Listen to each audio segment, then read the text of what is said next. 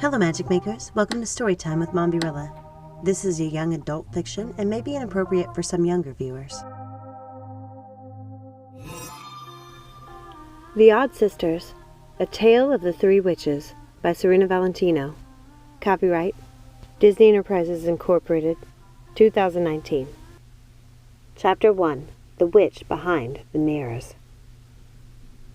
The Odd Sisters were caught in perpetual twilight. In the land of dreams, all was chaos, rhythm, and magic. Their mirrored chamber seemed smaller, more confined now that Circe had turned all their mirrors black. It was their punishment for the role they'd played in Gothel's story, and for the deaths of Maleficent, Ursula, and the Queen Grimhilde. The Odd Sisters feared this time their daughter wouldn't forgive them, as she had so many times in the past. They'd crossed the line too many times. They'd lost track of the many reasons Circe was banishing them to darkness and withholding her love, and it broke their hearts, sending them into fits of panic and rage. It reminded Lucinda of the promise she had made, to destroy everyone Circe held dear. The land of dreams had lost its magic for the sisters. They no longer heard the rhythm in the chaos. They could no longer break the code and use the magic there. The magic was in the many mirrors, but the mirrors were now dark to them. Circe had seen to that. The Odd Sisters were helpless, captive and alone with their madness, taking them down a familiar path of ruin and despair.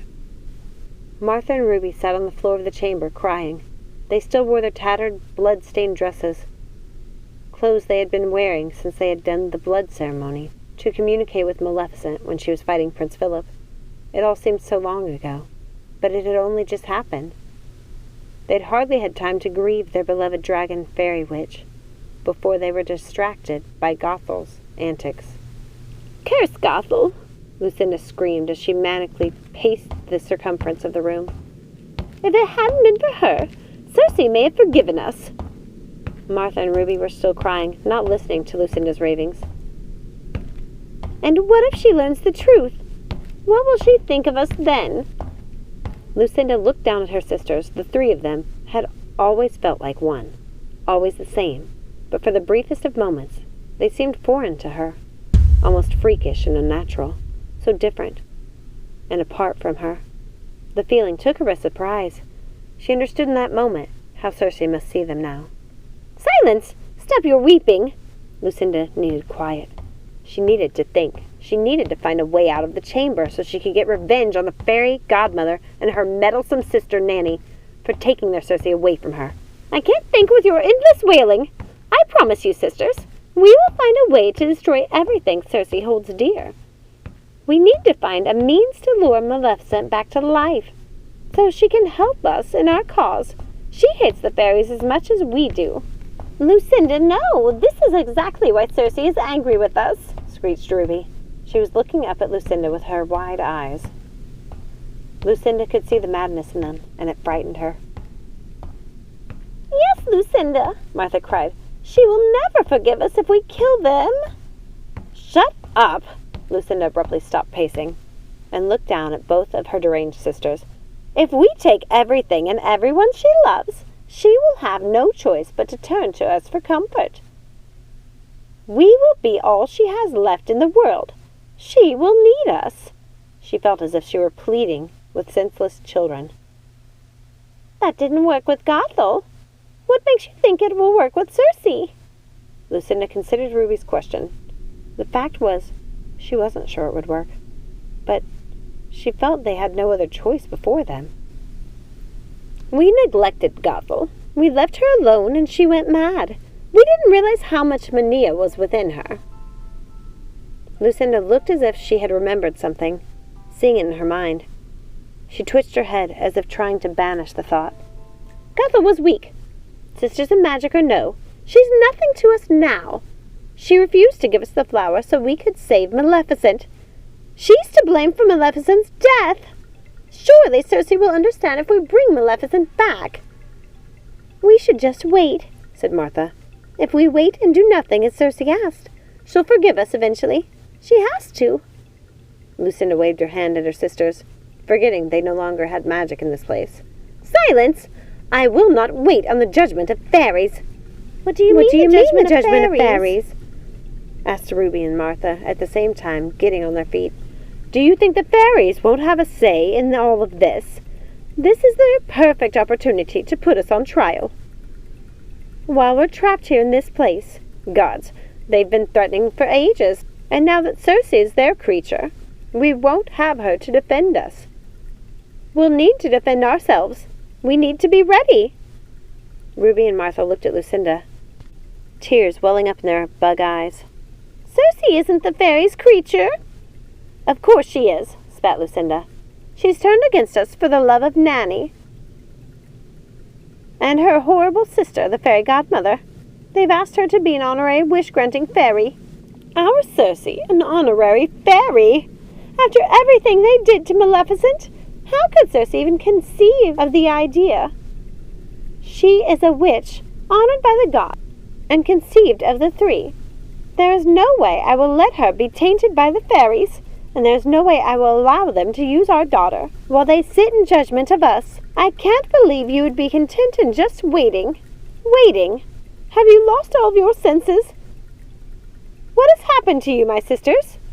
Ruby and Martha looked at Lucinda sheepishly, finally answering, You happened to us. What madness is this? What have I done? You told us we must try to be better witches for Circe. Now you want to kill everyone she loves, Ruby said. Martha chimed in. You insisted we speak properly. Stop meddling and make all of our decisions with Circe in mind. Ruby took over again. You said making her happy would be the only way to get her back, Lucinda, and we want her back. We want her back. Martha joined in her sister's chant. We want her back! We want her back! Ruby and Martha stamped their feet, spinning in circles and ripping their tattered, blood-stained dresses, their voices growing louder with each revolution. We want her back! We want her back! Lucinda stood twitching before her sisters. Stop this at once! I won't have these theatrics! She stood there, looking at her hysterical sisters in their ruined dresses, tattered and torn, barely clinging to their thin, frail bodies. She didn't even have the power to give them something decent to wear. Even the most mundane, non-magical person in the dreamscape had the power to change their clothing. But Circe had taken everything from them, including their dignity. Still, Lucinda knew her sisters were right. She had said those things. How was she going to make Ruby and Martha understand it was time to change their methods? Time to be the powerful witches they were. At long last, it was time to leave the dreamscape and reclaim their rightful place in their own lands. But Lucinda wasn't sure her sisters were ready to hear the truth, so she kept it to herself. Her sisters had always been frail, but she feared for their sanity now more than ever. She'd been keeping a secret from them for their entire lives. To tell them now would almost surely mean disaster. It was a secret she hoped even Circe wouldn't learn. As much as she loved her sisters, she knew their wills were too weak to keep something like this to themselves. Oh, they knew part of the story, but they didn't know the most important part, and it could destroy them all if Circe found out. That was why, more than anything, they needed to get out of this place. They needed to destroy Gothel's library. Sisters, listen. I'm the eldest, and I need you to trust that I know best. Her two sisters started to laugh. Oh, Lucinda knows best, cackled Ruby and Martha. Lucinda knows best. Did you hear that? Sisters, please, use all your will and try to listen to me. This is important. But Ruby and Martha kept mocking their sister with their chant. Lucinda knows best. Lucinda knows best. Without her magic, Lucinda was forced to put her hands on her sisters, taking each of them firmly by the neck and lifting them off their feet to dangle like helpless rag dolls. You will stop this at once and listen to me! The room started to rattle and shake, causing the mirrors to vibrate and bow until they nearly shattered. Lucinda released her sisters to the ground, where Martha clung to Ruby in fear. What's happening? Lucinda, stop! We will listen to you! Oh, Lucinda, we're sorry. Please stop this. Lucinda went rigid, silently considering the room, considering the mirrors. Something was wrong. She searched each mirror for the witch she was certain lurked behind one of them. The room continued to shake. Lucinda, please! Ruby and Martha clung to each other. We promise to do whatever you say. Don't break our mirrors. It's all we have. This isn't my magic, you fools. We have no magic here. Now get back! Behind me, now! Lucinda pushed her sisters behind her and stretched out her arms. She hissed, "Reveal yourself now, witch!" The mirrors in the chamber trembled, filling with green flames. "It's Maleficent!" screamed Ruby. "She's back! She found her way out of the darkness! She's crossed the veil without our help! Oh, I knew she was strong!" The flames grew, so bright and hot, they seemed almost to jump out of the mirrors and into the room itself. Then a face appeared from the flames, reflected in every surface. It was pale, with large, beautiful dark eyes. She looked exactly as the odd sisters remembered her so many years earlier. It wasn't Maleficent. "It's Grimhilde," the three sisters said at once. "Hello, foul witches." Her voice echoed from every mirror in the chamber. Ruby and Martha spun in circles, trying to figure out which of the many reflections was the real Grimhilde, and which were illusions. "Sisters, she's there," Lucinda said, pointing at the mirror directly in front of them. The old Queen Grimhilde looked more striking than Lucinda remembered. Cold, steely, beautiful. Lucinda wondered if trapping her within the mirror, like they had done to her father before her, was a punishment at all. Now she was eternally young and beautiful, and somehow stronger than Lucinda remembered her. "How did you get into the dreamscape?" Lucinda's question made Grimhilde laugh. "It's your magic, Lucinda. You cast the spell that trapped me in the world of dreams, and yet you don't know how I'm able to appear before you." Lucinda wondered if Grimhilde would work out that she was no longer bound by their spell. She suddenly felt self-conscious standing before the Queen in her tattered, blood-stained clothing. How she wished she wasn't trapped in the dreamscape, powerless, with only her witless sisters. She longed to be in their own lands, where they would rule as queens. Instead, she was in the land of mirrors and madness, talking to the old Queen Grimhilde. What did the Queen think of them? Trapped in this place so frightful-looking. "Curse Circe for taking away our powers. We're helpless without them and our mirrors." Then she realized something, and she laughed. "The mirrors? Circe's the smartest, most powerful witch of any age, and forgot to enchant the dreamscape's mirrors so Grimhilde couldn't enter." Lucinda's laugh echoed throughout the chamber. The wicked Queen narrowed her eyes at Lucinda. "Aren't you the least bit interested in knowing why I've come here? Or are you content to stand there and laugh until I get bored and walk away?" "Oh, I know exactly why you're here, witch. You're here for revenge." Ruby and Martha screamed. "It's not fair! We don't have our powers! We have no means to defend ourselves! It isn't fair! It isn't fair! It isn't fair!" Grimhilde shook her head. "Calm yourselves. I'm not going to hurt you. Though by rights I should. I'm here because I need your help." The sisters were silenced. Their eyes bulged with shock. They didn't know how to respond.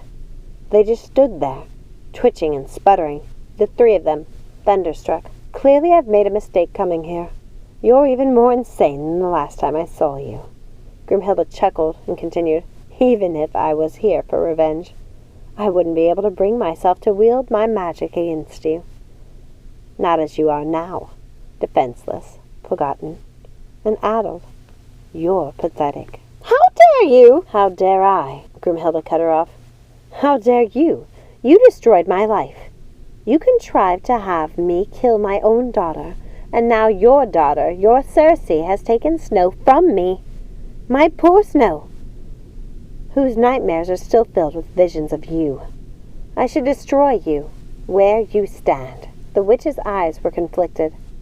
"But I came to you for help. After everything Maleficent told me about you, I thought, well, it doesn't matter what I thought. I see I've made a mistake coming here.